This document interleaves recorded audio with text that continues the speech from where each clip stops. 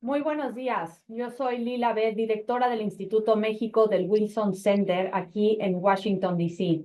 Para los que no conozcan, el Wilson Center fue creado en 1968 como un monumento al presidente estadounidense Woodrow Wilson y es uno de los centros de pensamiento apartidistas más destacados en Estados Unidos. Se dedica a desarrollar propuestas de política pública a través de investigaciones independientes y diálogos constructivos. El Instituto México es uno de 14 programas que engloba el Wilson Center y se enfoca en fortalecer la relación bilateral entre México y Estados Unidos. El día de hoy estaremos discutiendo los precedentes judiciales, la regulación de derechos digitales y las mejores prácticas para proteger la libertad de expresión en plataformas digitales en Latinoamérica, con un especial énfasis en el caso de México. Si bien las plataformas digitales y la tecnología han transformado profundamente nuestro entorno, planteando desafíos regulatorios, muchos de los lineamientos han surgido a partir de precedentes judiciales, con Latinoamérica posicionándose como un referente en esta materia. El seminario virtual de hoy no hubiera sido posible sin nuestros panelistas de lujo que nos acompañan aquí. Tengo el gusto de presentar a Adriana García García, quien es asesora experta en Stanford School Rule of Law Impact Lab. También nos acompaña Eduardo Bertoni, director del Centro de Derechos Humanos y Derecho Humanitario de la American University. Vladimir Chorny, investigador asociado de la Red de Defensa de los Derechos Digitales. Y Raúl Echeverría, director ejecutivo de la Asociación Latinoamericana del Internet. Nuestros panelistas analizarán los precedentes en Latinoamérica sobre la libertad de expresión y la responsabilidad de las empresas tecnológicas, así como la influencia del sistema interamericano de derechos humanos en los derechos digitales. También explorarán mejores prácticas y recomendaciones para fortalecer la libertad de expresión en plataformas digitales.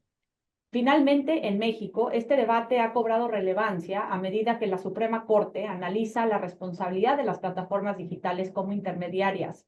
Un aspecto central es si deben supervisar el contenido de manera proactiva o únicamente en respuesta a una orden de una autoridad competente. Los panelistas explorarán las implicaciones de estos enfoques en la regulación digital y la libertad de expresión. Antes de empezar nuestra conversación, quiero recordarle a nuestra audiencia que contamos con traducción simultánea. En la esquina derecha de la parte inferior de su pantalla deben de ver una imagen de un globo. Al presionar el globo podrán escoger el idioma de su preferencia. Para cerrar, agradecemos al programa de Latinoamérica del Wilson Center por su apoyo en la organización de este seminario virtual. También quiero agradecerles a todos quienes se conectan con nosotros virtualmente y con eso le cedo la palabra a nuestro moderador Raúl Echeverría y de nuevo muchas gracias a los panelistas y a todos los que nos acompañan en este día. Muchas gracias, Lila. Buenos días a todas y todos y todas que están conectados siguiendo este webinar. Agradezco mucho y felicito al Wilson Institute y al Mexico Institute por la iniciativa de abordar este tema de responsabilidad de intermediarios desde una perspectiva muy importante como es la libertad de expresión. Se habla mucho de responsabilidad de intermediarios, a veces en distintos contextos, y es muy importante analizarlo desde la perspectiva de este derecho que además, como todos saben, es un habilitador para el ejercicio de otros derechos humanos. Nos acompaña hoy un panel de lujo tremendo. Estoy súper honrado de poder conversar con estos panelistas que tenemos hoy. Y voy a irlos presentando brevemente mientras a medida que ellos van interviniendo. Creo lo mejor que podemos hacer es ir directo a la sustancia del asunto. Así que me parece que como una buena introducción, para ir también entrando en el tema, sería interesante una reflexión general sobre los temas de responsabilidad intermediaria. Como decíamos, se ha considerado muchas veces la limitación de la responsabilidad intermediaria como una de las razones del éxito que ha tenido Internet, pero obviamente también Internet ha ido evolucionando y no es la misma red que tenemos hoy que la que teníamos hace 20 años. Esto merece alguna reflexión general sobre cuál es la importancia de la limitación de la responsabilidad de intermediarios en relación al ejercicio de la libertad de expresión. Le voy a dar la palabra en el mismo orden que los veo en mi pantalla, así que voy a empezar por Eduardo Bertoni. Eduardo Bertoni es una persona súper conocida y reconocida, al igual que los otros dos panelistas en estos temas. Fue fundador del Centro de Estudios de Libertad de Expresión en Argentina, relator de libertad de expresión del sistema interamericano. O sea, es una persona muy experiente, no solamente por la experiencia del tiempo que ha estado trabajando en estos temas, sino por la profundidad con la que ha intervenido, y eso le merece un amplio reconocimiento en la región. Entonces, Eduardo, vamos contigo para una primera intervención. Bueno, muchísimas gracias. Asumo que todos me escuchan muy bien.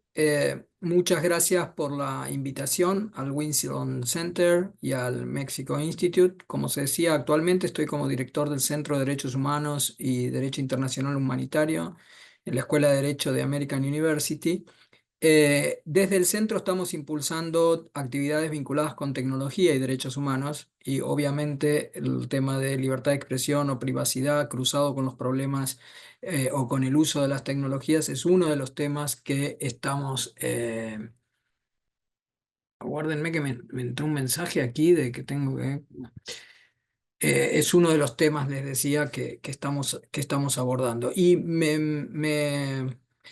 me parece interesante, digamos, muchas veces volver a algunas discusiones que ya tienen muchos años. La verdad que la discusión sobre responsabilidad de intermediarios no es una discusión nueva y creo que todavía no se le ha encontrado una buena solución que satisfaga algunos problemas que voy a mencionar y que a su vez no pueda entrar en colisión con derechos fundamentales, especialmente con la libertad de expresión.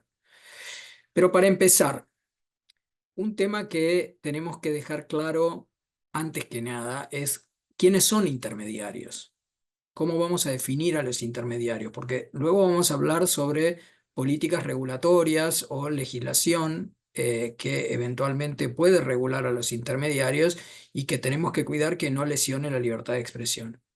Pero si hablamos de intermediarios en el ámbito de Internet, encontramos que puede haber intermediarios que sean proveedores de acceso, proveedores de tránsito de contenidos, proveedores de alojamiento de contenido y proveedores de contenidos en sí mismos.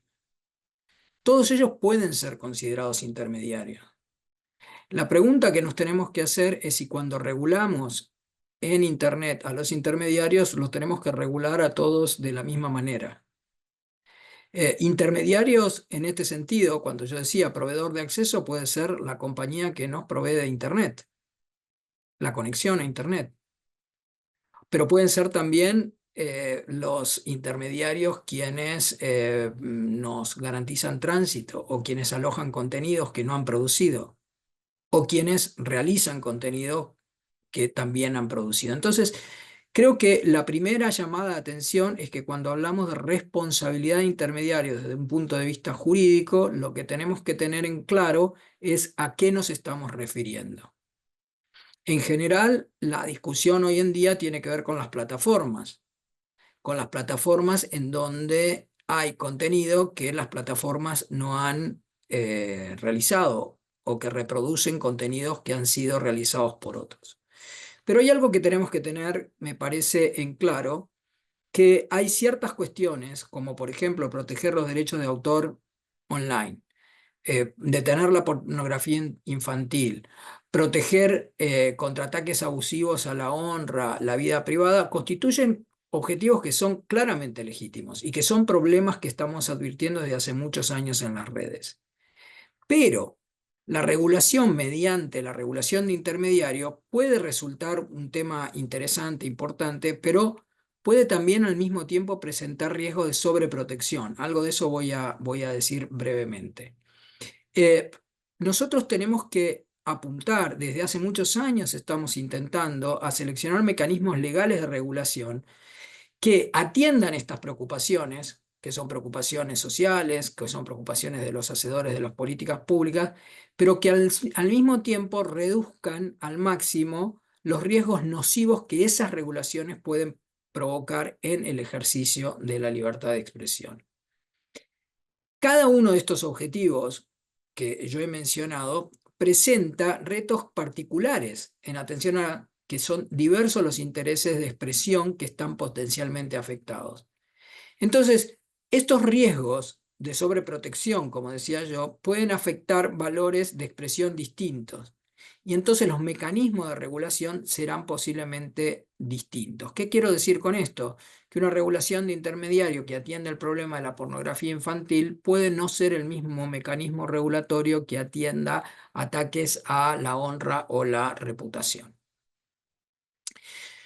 Otro tema que es importante para abrir esta discusión es que Solo cuando... te recuerdo, Eduardo, que tenemos otras oportunidades luego de intervenir, Sí, sí, digo, para que voy no a ser todos... muy breve, Adelante, me sí. falta muy No, poquito. no, adelante, tranquilo. Y después cada una de estas cosas las vamos a ir elaborando también con los colegas del panel que me honra estar en este día.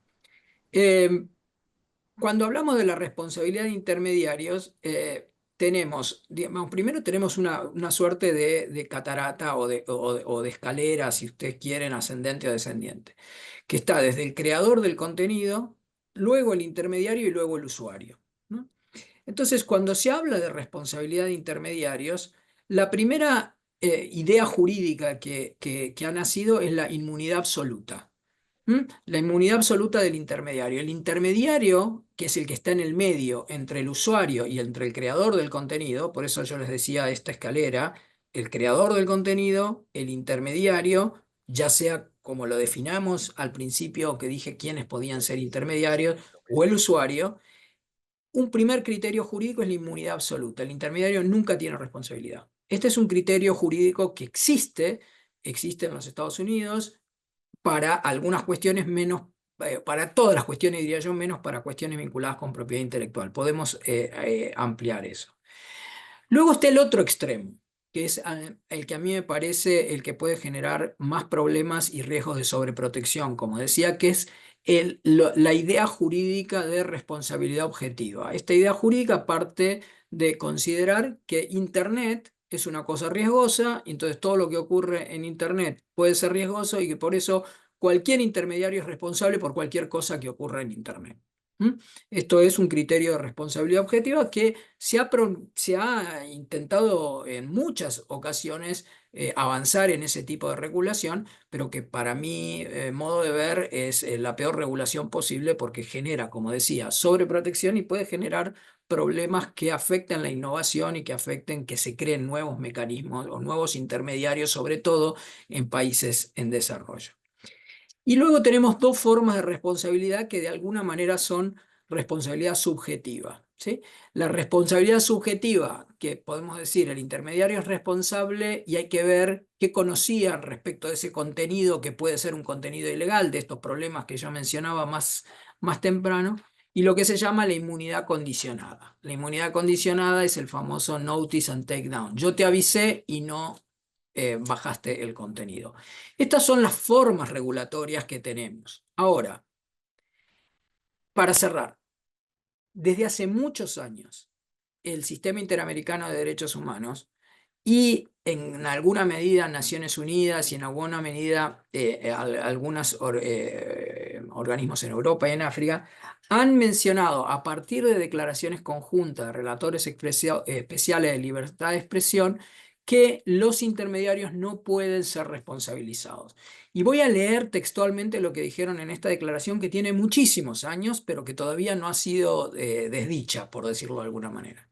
En aquel momento dijeron los relatores de Naciones Unidas, de la OEA, de la Organización de Seguridad y Cooperación Europea y de la Comisión Africana de Derechos Humanos y de los Pueblos, que ninguna persona que ofrezca únicamente servicios técnicos de Internet como acceso, búsqueda o conservación de información en la memoria caché deberá ser responsable por contenidos generados por terceros y que se difundan a través de estos servicios siempre que no intervengan específicamente en esos contenidos.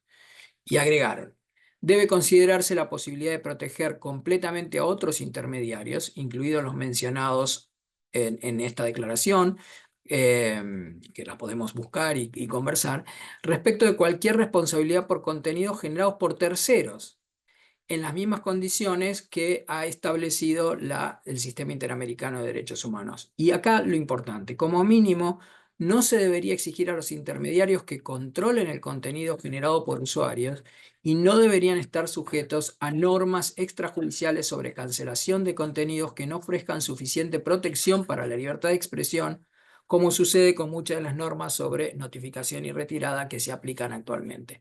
Este es el panorama, dicho muy brevemente, y con esto termino, y después quedaremos en otras discusiones, desde tener bien en claro a quién vamos a considerar como intermediario, cuál es el intermediario al que pretendemos regular, cuál es el contenido en el que estamos pensando que nos ofrece un problema para la regulación y estas ideas de cuál es la normativa o cuál es el criterio jurídico que vamos a aplicar en cada uno de estos regulaciones, atendiendo a esta idea que a mí me parece y que yo defiendo, que en realidad los intermediarios gozan de una autonomía o de una libertad justamente porque no han creado el contenido y sería muy difícil generar responsabilidad sobre ellos sin generar problemas de sobreprotección. Y termino con esta idea. Imagínense ustedes, no un intermediario de los que estamos pensando aquí, de las grandes plataformas, un intermediario que no sea una gran plataforma, un intermediario que sea alguien más pequeño, una startup, ¿vale? Que digan, frente a este contenido, prefiero bajarlo por las dudas, para no tener problema porque me están imponiendo algún tipo de regulación. Esto generaría problemas a la libertad de expresión, inclusive generaría problemas para que más plataformas puedan florecer. Estas son algunas de las ideas como para empezar. Gracias, perdón si me extendí un poquito. Muchas gracias, Eduardo. Ya te llamaremos un poco la atención en las próximas intervenciones con el tiempo. Vamos a pasar a nuestra segunda panelista de hoy, Adriana García García. Adriana es una profesional de larga trayectoria en el campo de derechos humanos, de acceso a la información. Hoy es parte del Rule of Law Impact Lab de la Escuela de Derechos de Stanford y también profesora en el Departamento de Política de la Universidad de Nueva York. O sea, tenemos una académica realmente que además con experiencia práctica en su carrera excepcional. Así que, Adriana, por favor, también nos gustaría mucho escuchar tus reflexiones. Muchísimas gracias, Raúl. Antes que nada, quiero agradecer a nombre del laboratorio del impacto del Estado de Derecho de la Escuela de Stanford la invitación del Mexico Institute de Wilson Center, a su directora Lila Bed, a María por la convocatoria y por supuesto también a nuestro moderador Raúl Echeverría. Raúl preguntaba, ¿no? ¿Cuál es la importancia de este tema de la moderación de contenidos? Y entonces me gustaría empezar como con la premisa principal con la que todos estamos de acuerdo y que justifica este encuentro y que se basa en que la libertad de expresión es el pilar de la democracia, ¿no? Pero supone también retos importantes cuando pensamos en la era digital. Yo creo que nunca habíamos tenido un espacio tan masivo, ¿no? de expresión de ideas, donde todos pudiéramos realmente llegar a tantos espacios, ¿no? Esto no se había visto antes y esto genera retos importantes, ¿no? Cuando pensamos en intermediarios, desde el laboratorio hemos estado pensando qué es un intermediario y los pensamos como habilitadores de espacios de expresión, ¿no? Y aquí caben muchísimo estas categorías que ya se apuntaron antes, pero en el sentido de que no, nosotros pensaremos en los intermediarios como habilitadores y no como generadores de contenido. Y entonces, cuando pensamos en si tenemos que regular o no regular, entonces tendríamos que decir, pues, regular es, en esencia, es silenciar, ¿no? Entonces, ¿quién decide qué se dice y qué se silencia, ¿no? Las plataformas, los gobiernos a través de qué, de sus agencias o a través de sus jueces o los mismos ciudadanos, ¿no? Estamos pensando en el mercado de las ideas y esta es una idea que vemos mucho, ¿no? Este es un mercado de las ideas y como todo mercado, entre menos regulación, menos paternalismo, mejor. Los mercados funcionan muy bien solos. Sin embargo, no todos los mercados funcionan bien y no todos los mercados son competitivos, ¿no? Cuando pensamos en el mercado de estos habilitadores, entonces tendríamos que pensar que si necesitamos regular es precisamente porque no tenemos un mercado totalmente competitivo y no todos los actores que están interactuando cuentan con el mismo poder. Y es por eso, ¿no? que nosotros estaríamos pensando en la regulación.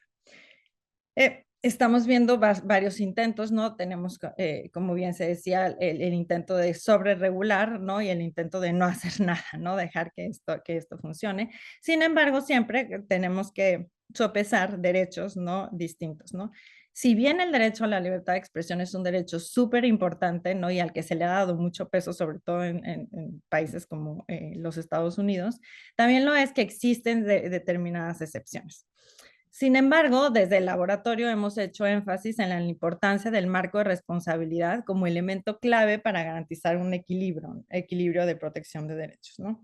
Y específicamente nuestra posición ha sido que si los intermediarios son por regla general responsables de los contenidos que publican los usuarios, corremos el riesgo de incentivar la censura privada. Es decir, nosotros estamos no tratando de alertar contra un incentivo perverso que se puede generar al estar regulando a estas plataformas, porque lo que no queremos es tener plataformas que por temor a sanciones prefieren eliminar publicaciones sin un debido proceso. Y vale mucho la pena rescatar este ejemplo de, a lo mejor, ¿no?, una plataforma con mucho dinero no le tiene miedo a una demanda donde vaya a tener que pagar dinero que a lo mejor no le supone mucha afectación, pero si estamos pensando en otras plataformas más pequeñas, entonces sí estaríamos pensando que esto sin duda es un efecto inhibidor, ¿no?, para la libertad de expresión en este tipo de plataformas. Y con esto cierro mi primera intervención. Gracias. Muchísimas gracias, Adriana, muy interesante las reflexiones y bueno, veo ya algunos puntos de alineamiento o de coincidencia con lo que mencionaba Eduardo, los riesgos en las startups, los incentivos que pueden ser no los incentivos correctos. La verdad que es un placer escuchar a personas con la experiencia de ustedes y los conocimientos de ustedes. Y como dicen, haciendo la traducción del dicho en inglés, último pero no menos, Vladimir Chorny. Vladimir es doctor de Derecho de la Universidad de Buenos Aires, actualmente investigador él podrá explicarnos, de una organización muy conocida, R3D, con una actividad muy prolífera en el campo de defensa de los derechos humanos en el mundo digital. Así que Vladimir es una persona que hace tiempo que está en el ambiente y con mucha experiencia. Así que es un placer recibir una perspectiva tal vez un poco complementaria a las otras, viniendo desde una situación académica de investigación, pero también en conexión con una mirada de sociedad civil. Así que, Vladimir, un gusto recibirte aquí y nos gustaría también escucharte. Muchas gracias, Raúl. Es un placer para mí estar acá. Gracias también al Mexico Institute y a los organizadores de este evento y también un gusto compartir con Adriana y con Eduardo, ¿no? Yo coincido prácticamente en todo lo que mencionaron. Además, un lujo tener a Eduardo como dando este marco general que nos ayuda a situar el debate. Y entonces, a mí a partir de eso lo que me gustaría plantear son como algunas ideas en torno a este principio de no responsabilidad de intermediarios que hay veces que suelen no ser tan explícitas y creo que creo yo que son importantes para pensar este principio, ¿no? Entonces, por un lado, yo pienso que el principio de no responsabilidad de intermediarios debe entenderse como un elemento central del derecho a la libertad de expresión, como ya lo mencionaron, pero también de algo que va a salir reiteradamente y que está presente mucho en las decisiones judiciales sobre estos temas, que tiene que ver con esta idea de la arquitectura de Internet, ¿no? Entonces, Internet como un medio un tanto distinto a otros sistemas de comunicación que podrían ser más centralizados o verticales, como es el sistema de medios tradicionales de comunicación. Internet presenta un modo de difundir, crear, transmitir la información que es distinto y que tiene una arquitectura particular, una arquitectura que suele plantearse como libre, abierta, descentralizada. Bueno, el principio de no responsabilidad de intermediarios es también central para esta arquitectura porque dependiendo de dónde estemos parados, ¿no? Como decía Eduardo, dependiendo de qué noción tengamos de la responsabilidad de los intermediarios, nosotros podríamos afectar o no en distintos grados la arquitectura de Internet, como estableciendo mecanismos, candados, barreras o controles de información a partir de distintos sujetos que podrían afectar esa arquitectura de distinta manera. Y como bien decía Adriana, creo que un punto que debe estar en el centro de estas discusiones es que sobre todo si nosotros adoptamos posturas de responsabilidad objetiva, ¿no? Esto que Eduardo bien explicaba en cuanto a posturas que consideren que los intermediarios son responsables por los contenidos que terceras personas ponen dentro de sus plataformas.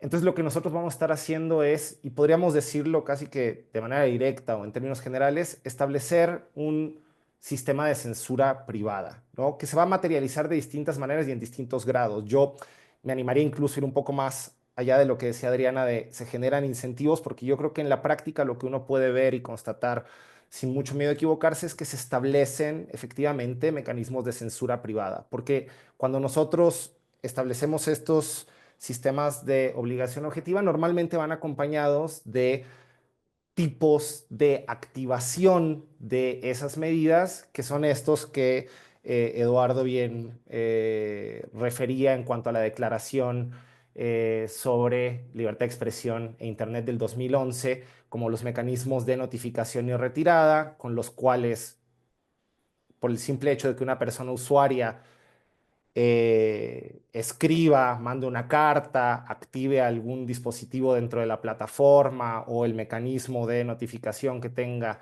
el prestador de servicios intermediarios, esa empresa, esa plataforma tenga que bajar un contenido, tenga que llevar cierta acción que implique un control previo de la información. Ese control previo de la información, al menos dentro del sistema interamericano, pensando en el contexto de Estados Unidos y en el caso mexicano también, es un tipo de medidas que se consideran como censura previa de carácter privado y que al menos en principio y para la mayoría de los casos que vamos a analizar están prohibidos, ¿no? Diríamos que son inconstitucionales en términos del sistema mexicano o que son inconvencionales o contrarios a la primera enmienda de la Constitución estadounidense, por ejemplo.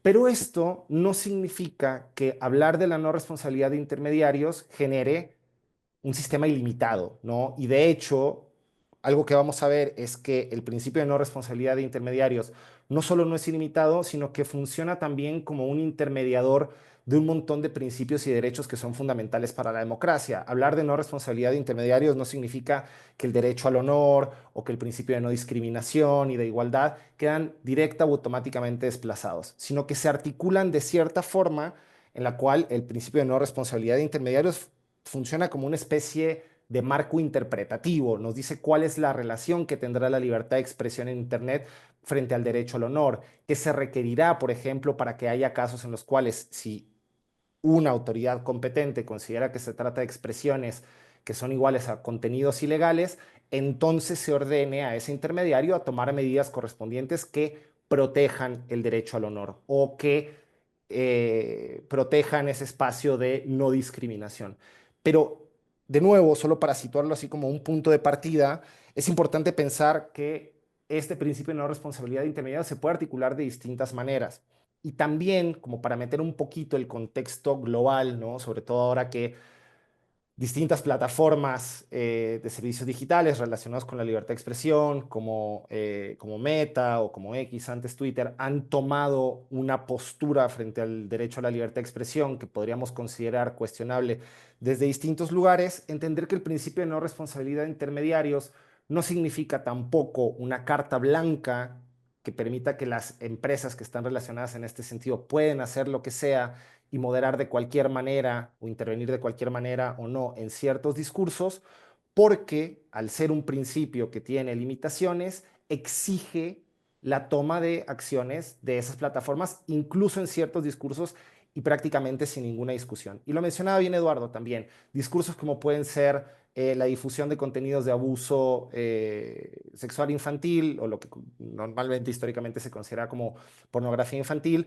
o discursos de incitación al genocidio o incitación a la violencia, en los cuales incluso se pueden habilitar cierto tipo de medidas como la utilización de algún tipo de filtro o del flagueo o de notificación de usuarios que pudieran o que más bien estos intermediarios tienen que tomar aún sin una orden judicial que lo determine, sobre ciertos discursos, sobre lo que los discursos en el marco de la libertad de expresión se entienden como discursos prohibidos, ¿no? Entonces, pongo un poquito de eso como para sumar al debate y bueno, ya desarrollaremos más adelante.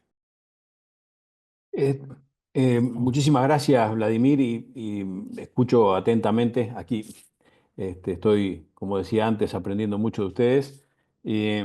Veo que hay algunas, repito, argumentos que coinciden y veo, por ejemplo, bueno, que los tres panelistas han valorado mucho la limitación de responsabilidad de intermediarios para evitar una censura previa o actividades que pueden limitar la libertad de expresión. El, lo decía Adriana, lo que podrían ser incentivos perversos. También vimos un poco el peso que podrían tener algún tipo de regulaciones en empresas que no son las que habitualmente estamos viendo, sino empresas más chicas, con menos recursos y que eso pudiera tener un impacto incluso mayor. Y también, bueno, aparece esta línea donde, bueno, sí, bueno, hay algún tipo de contenidos que son, como podríamos decir, notoriamente inconvenientes o maliciosos, que deberían ser atendidos de forma proactiva por los intermediarios, y se han dado algunos ejemplos, como por ejemplo la pornografía infantil, la protección de derechos de autor, incitación a genocidio y algunas cosas. Más o menos por ahí vamos entonces, y me parece un muy buen comienzo. El tiempo es tirano, como se dice habitualmente, así que les voy a pedir a todos un poquito de eficiencia en las intervenciones, y me gustaría ir un poco a la realidad de América Latina, ¿no? Me parece un poco ver cuáles son los que han visto la jurisprudencia, casos notorios o reflexiones generales que les parezca a ustedes importante. Eduardo, desde tu rol académico actual, donde estás poniendo mucha atención en lo que pasa en la región, pero también con tus antecedentes como relator de libertad de expresión, me parece que estás y has estado en una situación de privilegio como para poder comentarnos sobre este tema de de qué has visto en la región en estos términos. Bueno, muchas gracias. Sí, voy a ser breve ahora porque si no, Raúl se va a enojar. No, Eh, de ninguna manera. ah, Si te parece, ah, unos 5 minutos no, más o menos ahí no, no, cada está muy uno. bien, está muy bien. No, a ver, lo que a mí me parece interesante de esta reunión de hoy, y a su vez problemático, permítanmelo decir, es que estamos todos de acuerdo. Y me parece interesante que estemos de acuerdo, pero también me parece problemático en el sentido de que hay voces que están muy en contra de muchas de las cosas que nosotros estamos diciendo ahora. Y están en contra porque hay un problema. O sea, nosotros no podemos dejar de ver el problema. Y el problema es que hay expresiones que a veces circulan en Internet, que son creadas a veces por usuarios anónimos y que pueden ser expresiones inclusive de las que se cataloguen en el Sistema Interamericano de Derechos Humanos, en el Sistema Universal de Derechos Humanos, como expresiones no protegidas por el ámbito de los derechos humanos. Entonces, lo que hace muchos años estamos tratando de encontrarle una solución a esto que es un problema, porque señalamos algunas cuestiones y Vlad lo decía bien también en el sentido de, bueno, no es que le estamos dando una carta blanca al decir que no tienen responsabilidad, sino que les estamos pidiendo que hagan algo respecto de ciertas expresiones que puedan ser esas expresiones que entendemos como expresiones no protegidas. El problema es dónde vamos a trazar el límite. O sea, ¿cómo van a tomar esa decisión? Porque un discurso de odio puede ser muy claro, un discurso de odio que incite a la violencia y por lo tanto quede fuera del paraguas de protección de la libertad de expresión, pero también puede alguien interpretar un discurso determinado como discurso de odio cuando sea un discurso eminentemente político o de reacción política. Y si ese discurso es censurado, estamos con un problema grave para el ejercicio de la libertad de expresión. Entonces, lo que quiero decir con esto es que en América Latina y a nivel global, si llamamos a ejemplos como el tema de la bajada de ciertos contenidos que puedan estar afectando el honor y todo lo que hemos venido hablando con el mal llamado derecho al olvido, tenemos casos que van desde una aplicación del derecho al olvido y de una orden de bajar contenidos a casos en donde dicen claramente, por ejemplo, casos de la Corte Suprema Argentina, donde dice el intermediario no es responsable. O sea, tenemos de las dos vertientes. Ahora, es fácil, yo podría hacer ahora un relato de regulaciones, de decisiones judiciales que he visto y que hay francamente les digo, hay de todo tipo, algunas que me parece que son claramente violatorias de la libertad de expresión, algunas que claramente son problemáticas para el florecimiento de la tecnología, la innovación y demás. Pero frente a un problema que es complejo, tenemos que encontrar alguna solución y la solución puede ser compleja. Y la solución compleja, yo hace años que vengo pensando en que hay dos temas. Uno es un problema de la educación digital, es decir, ciertos contenidos que nosotros vemos en Internet que puedan eventualmente ser falsos, y ahí entra todo el problema de la desinformación, misinformation y todo lo que venimos hablando. Necesitan más educación digital. Es decir, ¿por qué creemos en ciertos contenidos y ciertos contenidos no los creemos? ¿Sí? Ahí hay un tema que se viene hablando desde hace muchos años, que es el sesgo de confirmación. Las personas quieren leer contenido de lo que ya conocen. Tenemos un tema ahí, pero hay ciertos contenidos en los cuales no vamos a tener ninguna duda y tenemos que ser cuidadosos de no regular respecto a esos contenidos. Y la otra es algo que yo dije hace ya años, es no generar en la tecnología, no pensar en la tecnología como un problema, sino pensar en la tecnología como una solución. Entonces doy un ejemplo sencillísimo para que se entienda lo que quiero decir, y esto se podría expandir. Supongamos que hay un contenido que sea un contenido que afecte el honor y la reputación de una determinada persona y que está circulando en Internet. ¿Qué impediría a que esa plataforma tenga un sistema tecnológico de llamada en el cual el afectado pueda dar su voz, una especie de derecho a réplica digital o algo por el estilo? Lo que quiero decir es que hoy tenemos posibilidades con la tecnología de generar soluciones a estos problemas también, de generar, digamos, personas que puedan estar dando una distinta visión de lo que determinado contenido se está diciendo.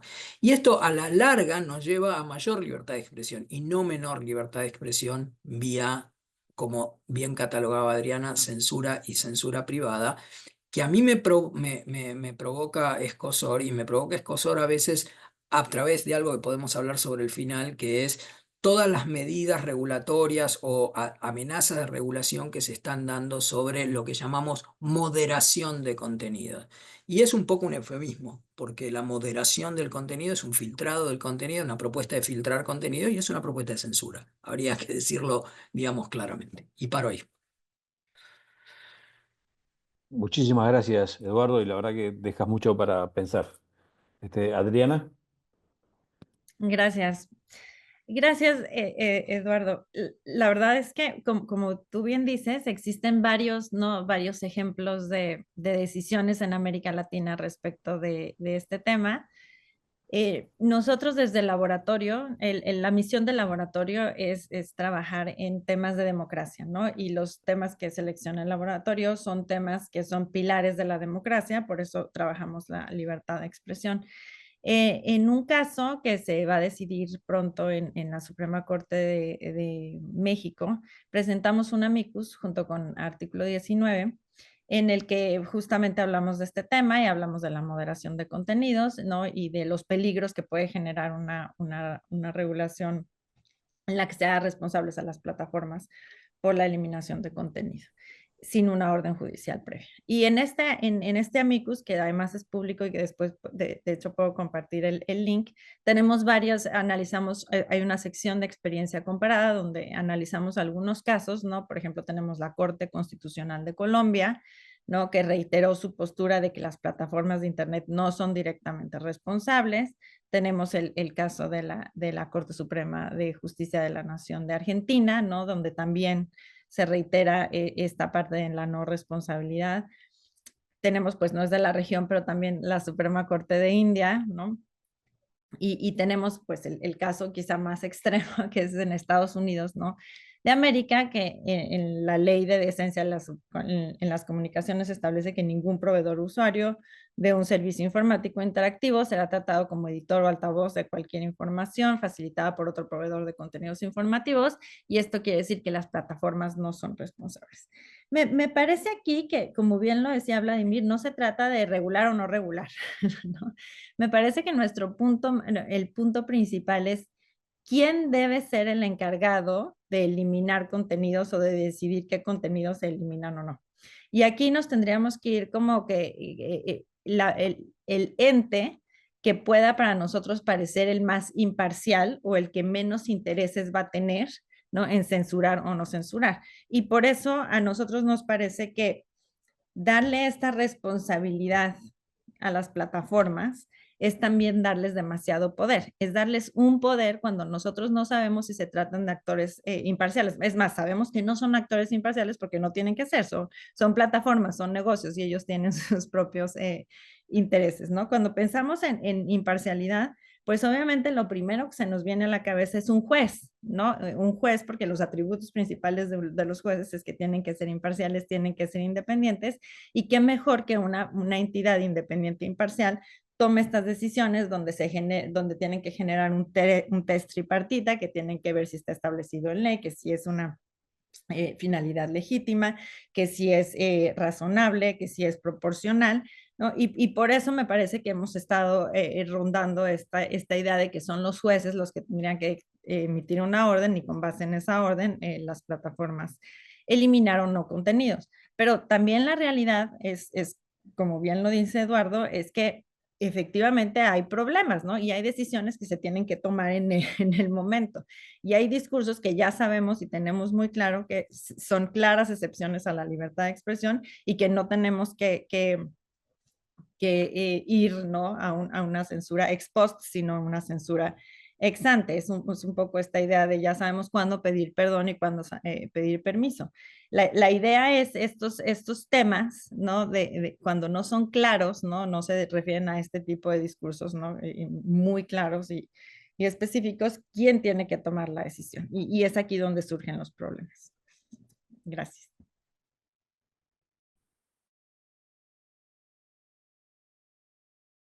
Disculpen, tenía un problema para sacar el mute. Muchísimas gracias, Adriana, y voy de nuevo haciendo algunas conexiones, pero vamos a hacer una síntesis después de escuchar a Vladimir sobre este punto de cómo ves los casos en la región, antecedentes. Así que, por favor, Vladimir. Sí, buenísimo. Bueno, como que pensaba en distintas formas en las que lo podríamos plantear, ¿no? Porque siento que em, pensaba en este famoso libro de Owen Fees sobre la libertad de expresión, ¿no? O de los varios libros que Owen Fees trabajó en el contexto de Estados Unidos para pensar la libertad de expresión, las posibles amenazas y las posibles formas de la regulación, ¿no? Entonces, como hay esta visión clásica en la cual nosotros podemos pensar en un extremo al Estado, en otro extremo al mercado, distintos riesgos que pueden venir de cada uno de ellos, ¿no? El autoritarismo y el deseo de control de la información con fines políticos, electorales, populistas, etcétera, frente a los intereses concretos que el mercado puede tener a expensas de las personas, ¿no? Como una visión más utilitaria. Y en el medio o en este presente actual tendríamos que pensar cómo esa relación se redimensiona a partir de las tecnologías, ¿no? Un poco lo planteaba Eduardo en ese sentido. Y creo que frente a esta realidad ha habido distintas respuestas regionales.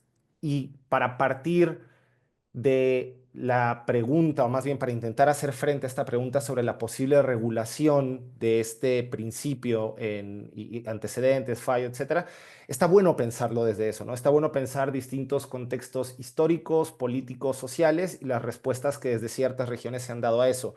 Uno, en torno a este principio, podría ser casi que una especie de confrontación, al menos en principio, después vamos a ver que hay similitudes, diferencias, etcétera, pero uno podría pensar, por ejemplo, Europa frente a Latinoamérica, ¿no? Y podríamos pensar en marcos regulatorios relacionados con la libertad de expresión en Internet y con su articulación con otros derechos y otros principios como el de no discriminación o el derecho al honor, y ver que son muy diferentes. Entonces, por ejemplo, nosotros cuando pensamos en la Unión Europea, ¿no? En el Convenio de Derechos Humanos Europeo frente a el sistema interamericano o la Convención Americana sobre Derechos Humanos, bueno, ahí uno puede ver cómo diametralmente se oponen o se distancian estos dos modelos y puede entender también un poco cómo distintas figuras jurídicas, como la que mencionaba Eduardo sobre el mal llamado derecho al olvido, pueden funcionar o pueden materializarse, incluso nacen en el contexto europeo y cómo pueden tener un montón de problemas, límites o incluso rechazos en sistemas como el sistema interamericano y en distintos países de Latinoamérica, como bien mencionaba también Adriana, en casos como el de Colombia o casos como el que mencionaba Eduardo en torno a Argentina y los casos mexicanos, que los hablaremos también seguramente un poco más adelante. Pero ese contexto sociopolítico, histórico que se materializa en las regulaciones regionales, creo que es relevante ponerlo en el centro, porque nos ayuda también a pensar y a responder por qué, por ejemplo, en Latinoamérica tenemos este rechazo fuerte y claro a medidas de censura previa y por qué existe, por ejemplo, en el artículo 13.2 de la Convención Americana, una prohibición expresa a la censura previa. Y ahí hay un pensamiento frente a el autoritarismo estatal, la historia de las dictaduras, los movimientos de memoria, verdad y justicia, etcétera, y que también lo podemos pensar en clave de esa articulación entre plataformas y gobiernos que puede existir de manera autoritaria y que lo ha existido en varios casos en la región. El principio de no responsabilidad de intermediarios se ilumina de manera distinta a partir de los marcos regulatorios y los contextos. Eso es básicamente lo que quisiera decir en principio. Y por eso creo yo que hay una mayor cercanía en sistemas como el interamericano, el caso de Estados Unidos por la primera enmienda, frente a Europa, a que la concepción que nosotros adoptemos del principio de no responsabilidad de intermediarios sea esta concepción que protege fuertemente la libertad de expresión y que se aleja de sistemas de control previo de la información. Pero yo quisiera decir algo, así como para redondear en este último minuto que me queda. Creo que no hay que quitar o habría que poner en el centro también que cuando nosotros hablamos de plataformas digitales como intermediarios, tenemos que poner en el centro que las plataformas, muchas veces en coordinación con los gobiernos, toman medidas que, según sus propios intereses comerciales y económicos y según la cercanía que tiene con los distintos gobiernos en términos ideológicos y políticos o de intereses de protección e inmunidad, bueno, toman decisiones que sirven para manipular el discurso público o para controlar cierto tipo de expresiones. En segundo lugar, que las plataformas siguen un modelo de negocios empresarial que privilegia o da una mayor, sí, que privilegia o que beneficia a cierto tipo de difusión de expresiones y a cierto tipo de discursos que muchas veces se relacionan con estos discursos de odio o con discursos que generan lo que se conoce como este engagement de las personas en las plataformas y que después la construcción de algoritmos que son totalmente opacos y que por eso regulaciones relacionadas con transparencia, competencia, antimonopolio, desconcentración también son relevantes, terminan privilegiando cierto tipo de discursos o expresiones que pueden ser problemáticas para los derechos de las personas. Esto basado sobre un modelo de explotación masiva de datos y de vigilancia sobre las personas usuarias que es súper problemático en términos democráticos y súper problemático en términos de libertad de expresión y que creo que también se tiene que poner ahí como en el centro.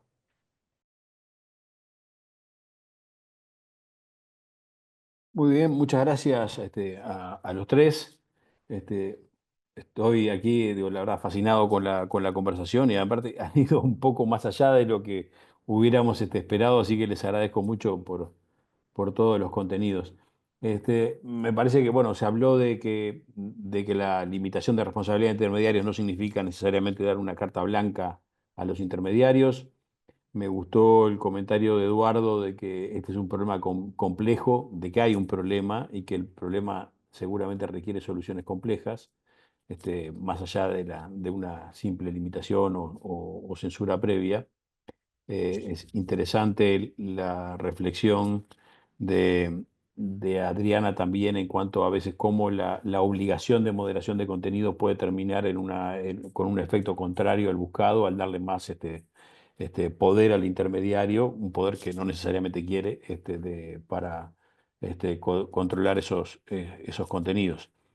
Y también Adriana marcaba, bueno, el ideal de la intervención judicial como garantía en ese sentido. Me parece muy relevante la conexión con nuestra visión cultural regional de también lo que significa para nosotros como activo el sistema interamericano, definiciones que, bueno, que van en muchos sentidos son más comprometidas que otras, visiones de otras partes del mundo, la inclusión incluso dentro de la Carta de Derechos Humanos del sistema interamericano, de la prohibición de la censura previa. Y también marco las reflexiones finales de Vladimir en el sentido de que la transparencia algorítmica sería algo deseable para evitar la propagación de los discursos que fomentan una situación de un entorno digital no saludable, ¿no? O sea, de promover discursos de odio u otro tipo de contenidos no deseables. Me parece interesantísimo, les agradezco mucho todo lo que están diciendo. Como estamos, curiosamente, no estamos mal de tiempo, estamos bien. Y yo me quedé pensando en algo porque, bueno, algo de lo que se hablaba de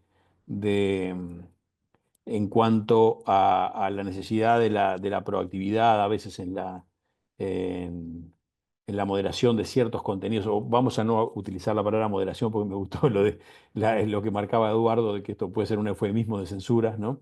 Entonces, del control, de ese proactivo de algún tipo de contenidos, eh, no todas, a veces se ponen ejemplos que son muy claros, ¿no? Pero hay otros que son menos claros. Hace un tiempo escuchaba a una politóloga muy conocida diciendo que esto de qué tipo de contenidos es correcto o no correcto, ella decía es como un scrum de rugby, ¿no?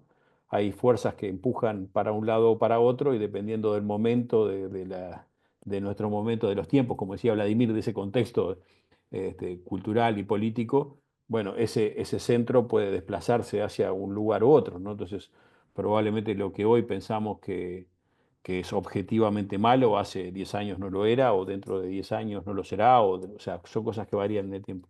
¿Cómo piensan ustedes que se puede manejar entonces esa proactividad para compatibilizar, o sea, para proteger la limitación de derecho, de responsabilidad de intermediarios, combinándolo con esos esfuerzos que ustedes mencionaban que son apropiados o necesarios? Eduardo, en el mismo orden, vamos. Gracias. A ver, quiero retomar para dar contenido a tu pregunta, Raúl, un par de cosas que dijeron tanto Adriana como Vlad que me parecen que son muy importantes a tener en cuenta. La primera, Adriana creo que da en la tecla cuando dice el problema es quién toma la decisión. Dice, o sea, hay un contenido que consideramos que es un contenido no protegido por la libertad de expresión y es un contenido sobre el que algo hay que hacer, darlo de baja o lo que fuera. Ahora, ¿quién toma esa decisión? ¿Quién toma esa decisión? Como bien decía también Adriana, nosotros aspiramos a que sea alguien independiente, que tenga las herramientas suficientes para entender qué contenidos pueden ser censurados o no censurados. En realidad no estoy hablando de censura, sino que estoy hablando de qué contenidos no están dentro del paraguas de la libertad de expresión, porque como bien decía Vladimir, en el sistema interamericano es bastante difícil y contracorriente poder hablar de filtrados de contenidos con lo que dice el artículo 13. Pero eso es una charla que tenemos pendiente desde hace muchos años. Pero volviendo a Adriana, ¿quién toma la decisión? ¿La toma un juez o la toma la plataforma? Y le delegamos a la plataforma la decisión. Y ahí dos cuestiones. La primera, tranquiliza pensar que la va a tomar un juez. Porque suponemos que es un juez, digamos, alguien que está en un lugar independiente, equidistante, que pondera derechos y demás. Pero tenemos dos problemas, que por eso decía, es un problema complejo. El primer problema que tenemos es que la garantía de que los jueces son independientes a veces está muy en tela de juicio y estamos hablando de la situación en México y permítanme, no tiene que ver con este panel, pero la reforma que se hizo al sistema judicial en México a mí, a muchos actores que seguimos de cerca el tema de independencia judicial, no nos da ninguna garantía de que los jueces en México vayan a ser jueces independientes. Entonces nos quedamos sin el juez, como para que tome la decisión. Y si vamos al privado, ¿de qué manera va a tomar esa decisión? Cuando empezábamos a hablar de estos problemas, había números que decían cuántos contenidos circulaban por segundo o por microsegundo en las redes y cómo se hace para controlar esos contenidos.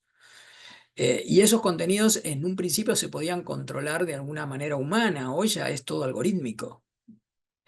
Y esto nos puede llevar a enormes problemas. ¿Eso quiere decir que hay que levantar el algoritmo y que todo circule? No lo sé. O sea, creo que algunas cosas deberían tener. Hay una teoría, que es una teoría de la ciencia política vieja, que es la teoría de lo que se llama la teoría del ama de llaves, en donde el Estado, en ciertas situaciones, delega en los particulares actividades que son propias del Estado.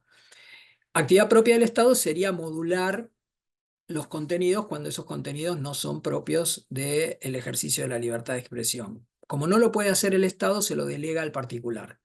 Piensen ustedes en esta teoría del ama de llave cuando vamos a comprar un remedio a una farmacia o cuando vamos a viajar al exterior desde cualquiera de nuestros países.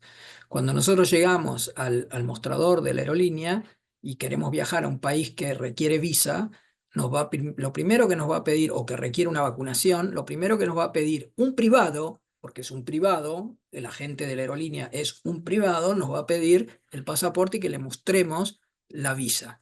Por supuesto, yo le podría decir, esto no es nada que usted tenga competencia. La visa es un tema que me tiene que controlar en la entrada del país a donde voy. Usted no tiene que controlarme la visa. Usted es un privado. Pero ese privado tiene delegada esa función porque el Estado no puede cumplir en todos los momentos en toda esa función. Ahora, si esa delegación de las funciones del Estado es una función que le requiere al privado una carga demasiado alta o demasiado compleja, o el privado va a dejar de cumplir con esas funciones o no va a haber privados para hacer esas funciones. Entonces, ¿qué quiero decir con esto? Si nosotros delegamos en los privados el control de qué contenidos sí y qué contenidos no, tenemos que ser muy cuidadosos de no estar delegándoles un poder enorme en el cual no puedan cumplir o no quieran cumplir en determinadas circunstancias, porque es algo que les resulta absolutamente imposible de cumplir a partir de la cantidad de información que corre en Internet. Y termino con una reflexión más vinculada sobre el tema de las plataformas, modelo de negocio e independencia de los jueces. Claro, uno puede estar pensando también en algún modelo en el cual haya una suerte de debido proceso garantizado por el privado cuando está por dar de baja un determinado contenido. Esto significa darle participación al creador del contenido.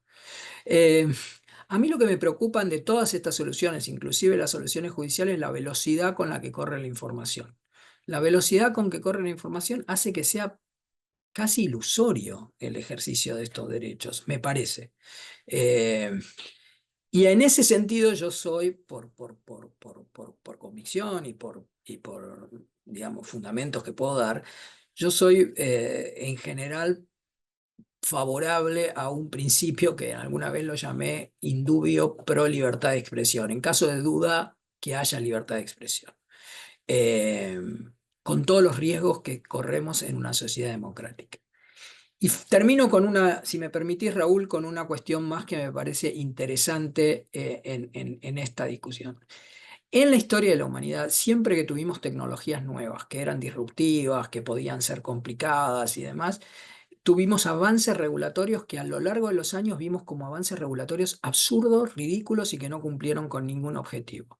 Siempre pongo el mismo ejemplo. Cuando se inventó el automóvil, algunos que me hayan escuchado en otros paneles saben del ejemplo. Cuando se inventó el automóvil en el Reino Unido, aprobaron lo que se llamó la Ley de la Bandera Roja, la Red Flag Act.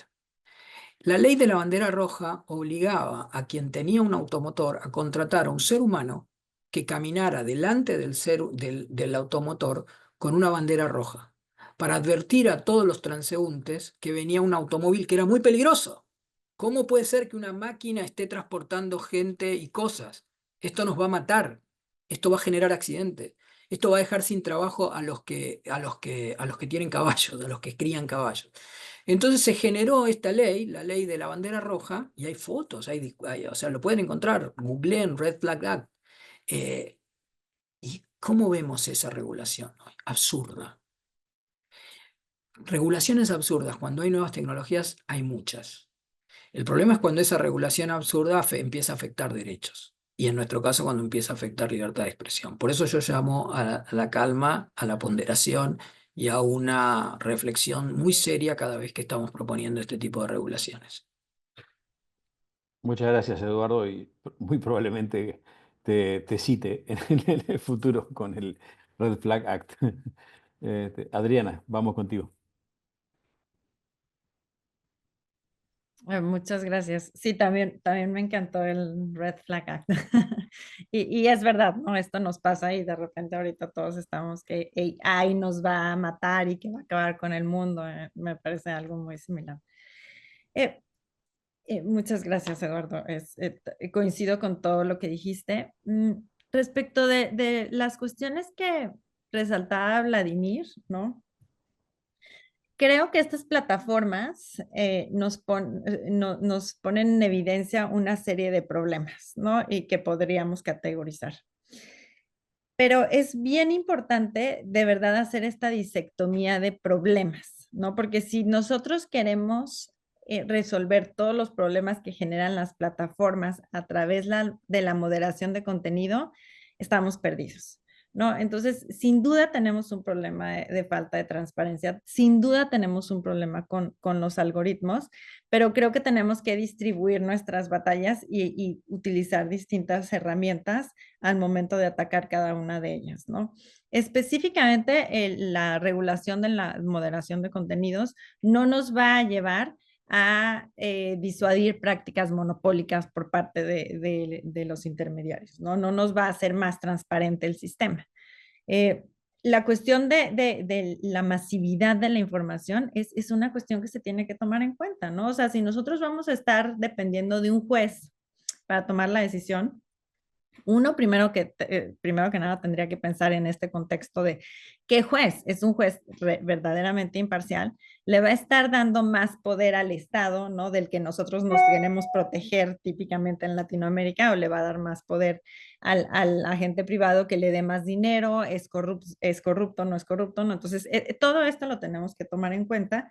Sin embargo, yo creo que tenemos que tomar una decisión y tendríamos que optar por una default rule, ¿no? O sea, tendríamos que pensar cuál es la regla, ¿no? De cajón, y tendría que ser aquella regla que privilegie la libertad de expresión, que privilegie, ¿no? Este mercado de las ideas así de imperfecto como lo tenemos. Y después, sí, tener sanciones, ¿no? Bajar contenido, etcétera, pero la regla, ¿no? En principio debería de ser esta. Y creo que sí tendríamos que pensar, ¿no? Seriamente en atacar los problemas respecto de las prácticas monopólicas o del el poder tan grande que están teniendo estas plataformas, ¿no? Eliminando espacios de competencia para otro tipo de expresión de ideas a través de otro tipo de regulación o a través de otro tipo de mecanismos, ¿no? Ya sea competencia económica, vía transparencia, pero no vía responsabilidad por la moderación de contenidos. Con esto cerraría. Gracias. Muchas gracias, Adriana. Vladimir. Sí, perfecto. Muy provocador todo. Me gusta mucho como hacia dónde estamos yendo. Yo pensaría en dos cosas. Primero que efectivamente hay en esta discusión compleja, y creo que uno tendría que intentar poner eso siempre sobre la mesa, como recordar que o sea, es una discusión compleja que va a tener matices y que va a tener puntos en los que tengamos más acuerdo y otros en los que no, que hay que voltear a ver cuáles son esos puntos complejos a los que se requiere más discusión. Entonces yo creo que, por ejemplo, uno de los puntos en los que no solemos detenernos mucho, porque es un punto debatido y sobre todo con cómo son las cosas en la actualidad, a diferencia de hace varios años cuando tal vez algunos discursos sobre los límites de la libertad de expresión están más zanjados, tiene que ver con el concepto de contenido ilegal, ¿no? Entonces, cuando nosotros pensamos en el concepto de contenido ilegal, nos hacemos esta pregunta inevitablemente que traía Adriana y que desarrolló bien Eduardo también sobre quién toma las decisiones, porque si nosotros vamos a hablar de contenido ilegal, tenemos que tener a alguien, algún sujeto que defina cuando cierta expresión se configura como contenido ilegal. Y sobre eso se pueden tomar varias acciones, porque un contenido ilegal no significa necesariamente que se habilite la posibilidad de tomar medidas de censura previa. Un contenido ilegal puede quedar perfectamente enmarcado sobre la regla de responsabilidades ulteriores y permitir que se establezcan sanciones posteriores, aun cuando cierta información y ciertas expresiones se mantengan en la red, por ejemplo, ¿no?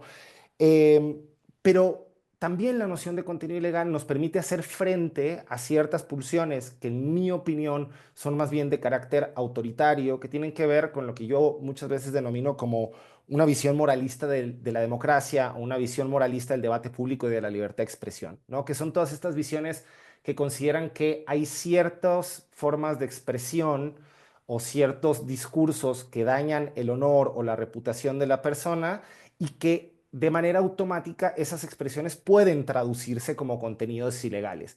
Y ahí hay donde el sistema interamericano y la propia jurisprudencia de varios de los países sobre los que nos hemos referido tienen mucho para decir, porque a partir de esta visión que es como más maximalista, o esta figura que me gusta también bastante que decía Eduardo sobre indubio pro libertad de expresión, hay cierta conciencia de que el discurso público y las expresiones en democracia deben de ser fuertes, confrontativas, radicales, y esto cito incluso de muchas jurisprudencias que son coincidentes en el sistema latinoamericano, que tiene que ver con que pueden llegar a ser incluso ofensivas en muchos casos, o disruptivas o perturbadoras, y que aún así eso no significa que por eso deban de ser consideradas como expresiones ilegales o como expresiones que deben de quedar por fuera del debate público. Y acá, cuando hablamos del principio de no responsabilidad de intermediario, vamos a meter muchas veces esta cuestión del honor, porque muchos de los casos llegan por esa vía, esto el mal llamado derecho al olvido, lo que ya hemos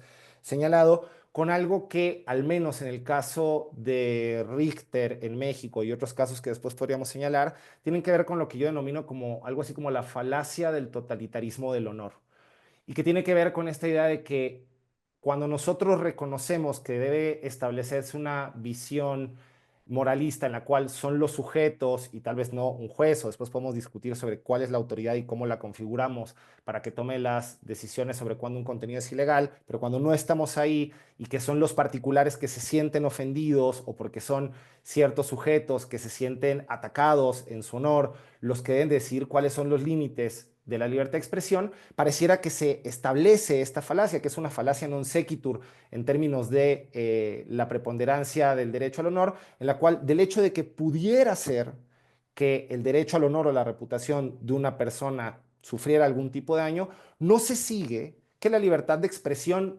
tenga que ser limitada o que tenga que ser limitada de cierta manera. Y entonces, cuando nosotros identificamos esa falacia, nosotros podemos como robustecer esta discusión en torno a lo que estamos charlando. Y una de las cosas que yo pensaba es, efectivamente, el quién toma la decisión es muy importante, pero también el cómo esa decisión se toma es fundamental, porque acá yo creo que hay intereses democráticos en juego, que se relacionan con la transparencia, que se relacionan con cuáles son los estándares que nosotros exigiríamos a las plataformas que, en dado caso de que se tomen decisiones por ellas mismas, sean decisiones que sean acorde a ese cómo, ¿no? ¿Qué intereses, bajo qué parámetros, con qué garantías en cuanto a debido proceso, y con qué grados de transparencia? Porque creo que eso además se va a relacionar muchísimo con todas estas exigencias que se hacen y que yo creo que son complementarias a la no responsabilidad de intermediarios o a las protecciones regulatorias sobre libertad de expresión, que tienen que ver con fuertes dispositivos de transparencia, de rendición de cuentas, de debido proceso y de remedios o reparaciones en casos de daños a personas usuarias de las plataformas. Porque efectivamente la libertad de expresión no solo se protege por medidas directamente relacionadas con esta moderación de contenidos,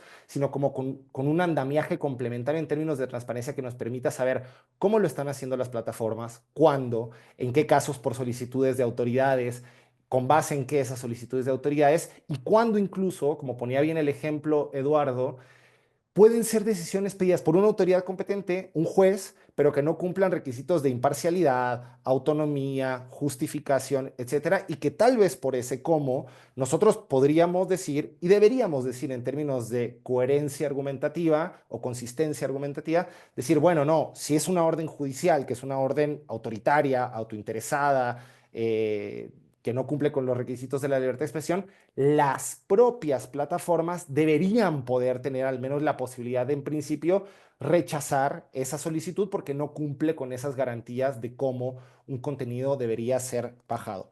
Y con esto cierro, con esta idea.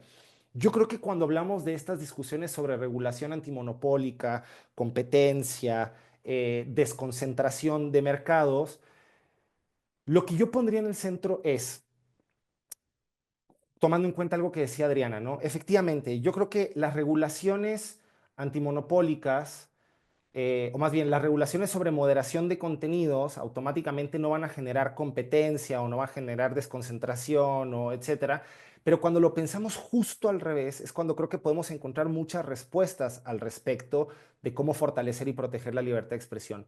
Las regulaciones de competencia, las regulaciones de desconcentración, las regulaciones antimonopólicas sí pueden fortalecer la libertad de expresión, incluso sin hablar de regulación o de moderación de contenidos. Porque en muchos casos, muchos problemas de silenciamiento, censura, vigilancia de personas usuarias, explotación de datos, bloqueo de expresiones relacionadas con la diversidad, con el aborto, etcétera, tienen que ver en grandes cantidades o en gran grado a ese poder de concentración que tienen en el mercado las plataformas y que ciertos riesgos y ciertos daños a la libertad de expresión no estarían o podrían ser controladas de otra forma si hubiera mucha mayor competencia y si no tuviéramos que preocuparnos todo el tiempo porque ahora salió Meta a decir que va a estar de acuerdo con discursos transfóbicos, discursos radicalizados hacia la ultraderecha. Entonces, bueno, ya se nos puso en jaque la libertad de expresión porque todo está en Meta. Bueno, las medidas y las regulaciones antimonopólicas y de competencia intentan imaginar otro entorno u otro ecosistema de Internet y de comunicación y ejercicio de la libertad de expresión que permitiría construir como una especie de barreras o de contrapesos naturales para que la libertad de expresión florezca. Muchas gracias, Vladimir. Es muy interesante lo que dices. Es también interesante que en realidad esos incumbentes que vemos en este mercado, en algunos casos son empresas muy jóvenes. O sea, a diferencia de otros sectores de actividad, donde los incumbentes son los mismos incumbentes de hace 30, 40 años. O sea, entiendo lo que dices de concentración y al mismo tiempo es un mercado competitivo, ¿no? Porque digo, hemos visto muchos cambios en los posicionamientos de mercado en los últimos años que muestran eso. O sea, pero me parece muy interesante tu reflexión. Aprovechemos el último segmento, que nos queda un poco no muy largo, así que les voy a pedir que sean concisos, 4 o 5 minutos como máximo. Pero bueno, ustedes, Vladimir y Adriana, hicieron referencia al caso de México. La Suprema Corte de Justicia tiene un caso que podríamos decir que es histórico, ¿no? Es un caso que después de muchos años ha llegado a la etapa de su última sanción en la Suprema Corte. Que es el caso Richter versus Google, que tiene que ver con algunas de las cosas que hablaban, ¿no? Porque es un caso de reputación, honor, responsabilidad de intermediarios, porque es sobre un blog que los demandantes sintieron que les había ofendido o causado un daño reputacional. La verdad que la Suprema Corte, quieran o no, han quedado en una situación donde van a tener que tomar una decisión que es súper trascendente, no solo para México, sino al menos para la región, ¿no? Que va a sentar un precedente para un lado o para el otro y, bueno, tiene una oportunidad también de tomar una decisión que sea utilizada luego en el futuro, que sea. Entonces, bueno, ¿qué reflexiones le merece esto? Y bueno, no sé si los integrantes de la Suprema Corte estarán escuchando o viendo el debate, pero bueno, también seguramente se sentirían enriquecidos con sus aportes. Eduardo, vamos contigo.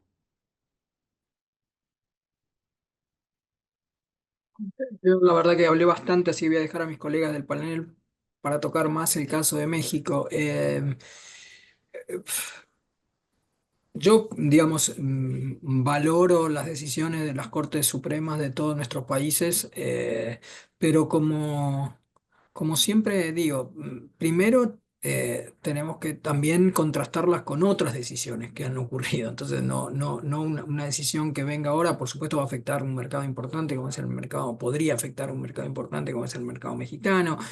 Pero bueno, tenemos siempre el Sistema Interamericano de Derechos Humanos que va a tener algo para decir y eventualmente también tenemos que en América Latina hay otras cortes supremas que han decidido casos similares o que pueden decidir casos similares y bueno, la cuestión es seguir trabajando para que no se generen jurisprudencia que en definitiva afecte derechos fundamentales, ¿no? Pueden ser la libertad de expresión, puede ser la privacidad, puede ser el derecho de asociación, es decir, los impactos pueden ser varios. Pero sobre el caso mexicano los dejo más a Adriana y particularmente a Vladimir, que seguramente conocen más el impacto que puede tener esto para México. Sería un poco irrespetuoso de mi parte meterme ahí. Muchas gracias, Eduardo. Adriana, bueno, tú fuiste la primera en hacer mención a este caso de México, incluso por lo que entiendo, presentaron un amicus al proceso, ¿no? Adelante, por favor. Sí, muchas gracias, Raúl. Eh, como les decía antes, desde el laboratorio presentamos un amicus, ¿no? Nuestra posición es que sería gravísimo si la Suprema Corte de México le da la razón al demandante Ulrich y condenan a Google por no haber bajado contenido sin una orden judicial previa, ¿no? Sin ninguna ley que así lo establezca y sin ningún tipo de test tripartita, porque generaría incentivos muy perversos, si no en Latinoamérica, yo creo que sí se expandiría a Latinoamérica, en México, ¿no? Que es muy importante. Me parece una de las primeras decisiones que se van a tomar en México respecto de este tema. Y creo que además es muy desafortunado que ya de por sí era un asunto importante antes, ¿no? Ya de por sí era un asunto en el que todo el mundo no quería hablar mucho de esto, no sabían si escuchar si leer a los amicus. Es un asunto que también atrajo muchos amicus, no solamente de instituciones tan importantes como R3D o como Artículo 19, ¿no? Sino de muchas otras partes. Pero ahora, ¿no? Le tenemos que adicionar que la decisión la va a tomar una nueva corte, porque no se prevé que se resuelva este asunto en los próximos meses. Entonces, la corte, una Suprema Corte que va a ser elegida por voto popular, ¿no? Un sistema al que también muchas organizaciones no nos opusimos de forma clara y transparente, ¿no? Es una corte que no sabemos si va a ser imparcial y que desde la perspectiva del laboratorio, por definición, no va a poder ser imparcial porque cuando uno vota por sus juzgadores, está votando por las ideas que te venden los juzgadores, ¿no? Ya el propio sistema de voto hace que se elimine la imparcialidad de los juzgadores. Y esto lo repetimos una y mil veces, ¿no? A través de reportes entonces no tengo miedo de decirlo, que también contraviene desde nuestra perspectiva estándares internacionales respecto de la independencia judicial. Entonces, aquí quizá vaya a ser una forma de también poner a prueba nuestro nuevo, ¿no? Sistema de designación de jueces y a ver a quién se va a dar la razón. En teoría, estas decisiones no ya se han tomado por un sistema judicial local, ¿no? De la Ciudad de México. Ya tenemos decisiones judiciales en el sentido de que Google sí es responsable por la no baja de contenido solicitada por un particular que creyó no violado sus derechos sin ninguna orden judicial que le precediera. Entonces ya tenemos ese precedente, ¿no? Entonces ahora lo que estamos esperando es que la Suprema Corte decida si ese precedente prevalece o no prevalece en el sistema jurídico mexicano y de nuevo la posición del laboratorio es que esto generaría incentivos perversos de censura previa en todas las plataformas, ¿no? Con esto termino y me parece que Vladimir nos va a dar un panorama mucho más completo de cuáles serían las consecuencias para México. Muchas gracias, Adriana. Vladimir, unos 5 minutos, por favor. Sí, bárbaro. Voy a intentar ser como muy conciso. Bueno, efectivamente, tal cual como mencionaba Adriana, como que lo que está en juego en la Corte ahora es ver si se mantiene un sistema de responsabilidad objetiva como el que fue establecido en las instancias inferiores por la octava sala.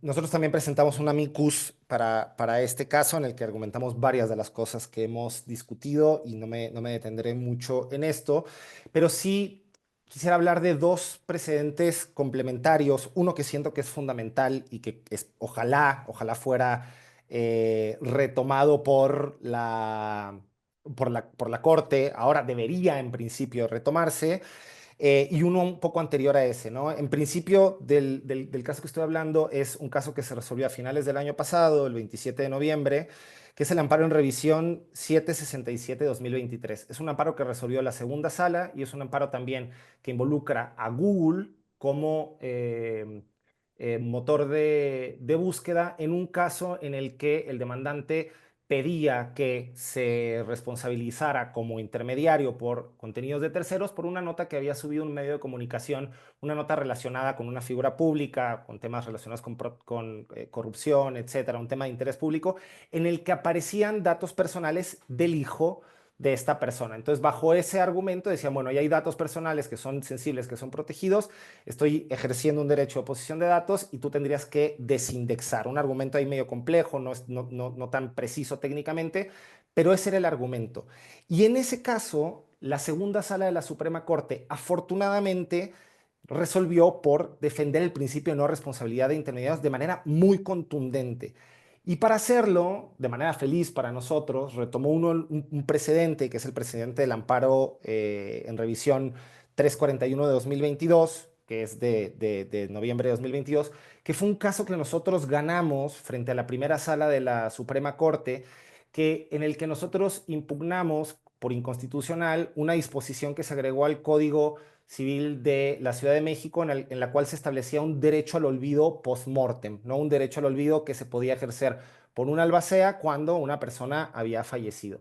En ese caso, ya la primera sala había defendido con bastante claridad la incompatibilidad o inconstitucionalidad de figuras como esta mal llamado derecho al olvido, y al mismo tiempo había establecido varias bases que nosotros, al menos nosotros en nuestra argumentación, consideramos que era como el fundamento para robustecer una postura ya clara y contundente sobre el principio de no responsabilidad de intermediarios en Internet, más o menos en clave de lo que hemos discutido acá.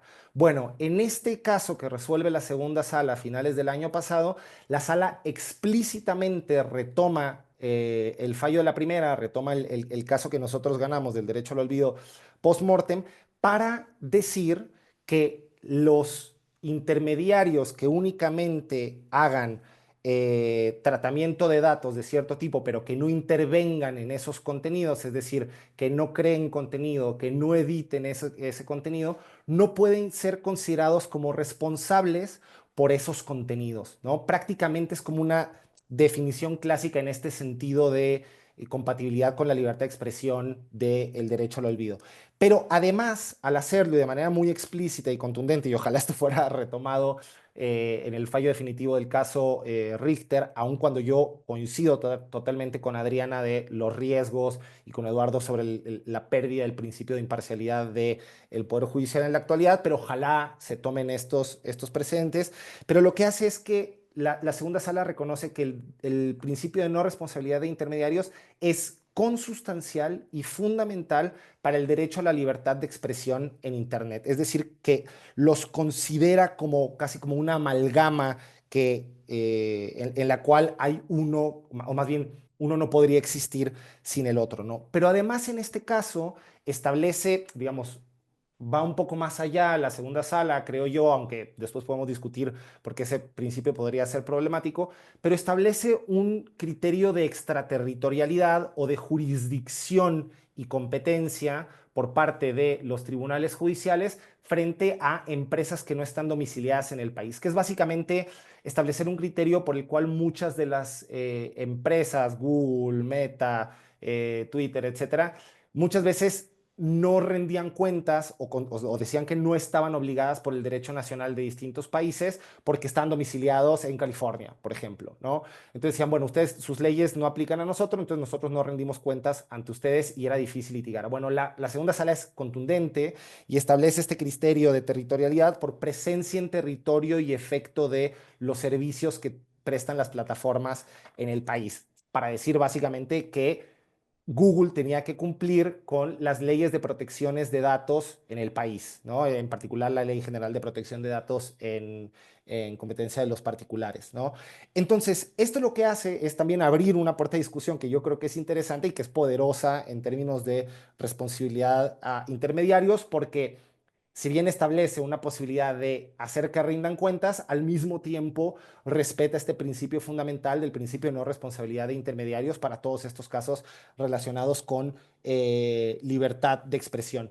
Y cierro con esto último, me tomo 30 segundos. Al hacerlo, estableció varios de los criterios que nosotros también veníamos hablando sobre el cómo y que también le preocupan a Eduardo y que me preocupan a mí también, en términos de que cuando un juez o una jueza, una autoridad competente determine que cierto contenido debe ser bloqueado, no solo este concepto de contenido ilegal se materializa o se configura porque lo dijo un juez, sino que ese contenido ilegal debe de ser basado en los estándares de derechos humanos, de reconocimiento de discursos prohibidos, discursos permitidos, prohibición de censura previa, pero además esa medida debe ser necesaria y proporcional y debe ser acorde o respetar la arquitectura de Internet en términos de lo que estuvimos discutiendo acá, y que esas medidas de control previo de información que se toman en particulares en cuanto a lo que estaría pensado, también el argumento de Richter en este caso, constituyen actos de censura previa de carácter privado que son inconstitucionales en el caso mexicano. Eso es lo que dijo, así como redondeando la segunda sala, y que ojalá debería ser retomado por la Corte para el caso Richter. Muchas gracias. Voy a limitarme de aquí de hacer conclusiones porque creo que lo importante es que los oyentes y las oyentes se queden con las reflexiones de ustedes. Así que, bueno, antes de pasar al cierre, hay algunas preguntas de la audiencia y si se animan a responderla, Eduardo, te hago una pregunta a ver si la puedes responder en 50 segundos. Pregunta a alguien cuáles son las referencias que hay que tener en cuenta sobre las referencias importantes a reconocer a nivel mundial en derechos humanos, aparte de la declaración, bueno, por ejemplo, acá dice de la Declaración de ONU de Derechos Indígenas, pero a ver, además de la declaración de la Carta Interamericana de Derechos Humanos, ¿cuáles serían para ti el marco jurídico a considerar algunas 3, 4 referencias más importantes? Estuvimos hablando mucho de libertad de expresión. Para este tema, yo recomiendo leer un documento que ya tiene algunos años, que es el Marco Jurídico Interamericano sobre Libertad de Expresión de la Comisión Interamericana de Derechos Humanos. A nivel Naciones Unidas, recomiendo leer el comentario general número 34 del Comité de Derechos Humanos, que también habla de los temas de tecnología y libertad de expresión. Menos de 50 segundos, Raúl. Muchísimas gracias. Hay otra pregunta que habla de, bueno, ustedes ya lo hablaron al inicio, pero a ver, en 20 segundos, 30 segundos, ¿quién quiere dar un poco de claridad sobre qué es lo que consideramos un intermediario? Vladimir, Adriana, ¿se animan? ¿Alguno? Me parece que Eduardo tenía Adelante, Eduardo. Entonces. principio nos contó un poquito de eso. Sí, pero yo tenía digamos, un panorama de quiénes eran los intermediarios y cómo los íbamos a definir. Lo que yo quise decir es que intermediarios pueden ser muchos, desde el que me da internet hasta la plataforma como Meta. Eh, y seguramente la compañía telefónica o la compañía de internet no la vamos a regular de la misma manera, o no vamos a pensar en las mismas regulaciones que podemos pensar en una plataforma como Meta o como X o alguna otra que se les pueda ocurrir. Creo que Adriana lo definiste bien vos cuando dijiste: nosotros en el laboratorio estamos considerando a intermediarios todos aquellos que no intervienen en el contenido. Lo que pasa es que todos aquellos que no intervienen en el contenido también es el que eventualmente me provee el servicio de Internet, y seguramente no lo vamos a estar pensando regular distinto. Y cuando pensamos en regulación, enseguida vamos a la regulación de las plataformas. Y el problema es que esa regulación puede impactar en otros intermediarios. Y es eso lo que yo lo que llamaba la atención. Puede haber un intermediario que sea solamente uno que aloja contenidos. Piensen en todo lo que hay en los servicios cloud de alojamiento de contenidos, que son contenidos que no tienen nada que ver con el propio, digamos, servicio que aloja contenidos. ¿Vamos a regularlo de la misma manera que una plataforma o no? Vamos a decirle que no puede alojar cierto contenido, aunque no lo vea nadie o no. Creo que, de nuevo, tenemos que pensar en todas esas situaciones también. Muchas gracias, Eduardo. Hay otra pregunta. Una persona de la audiencia pregunta cuál es el blog al que hacíamos referencia en la última parte.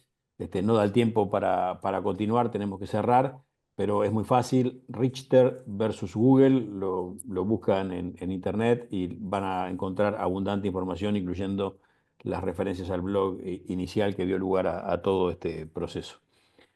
Bueno, muchísimas gracias a los tres panelistas, Adriana, Vladimir, Eduardo.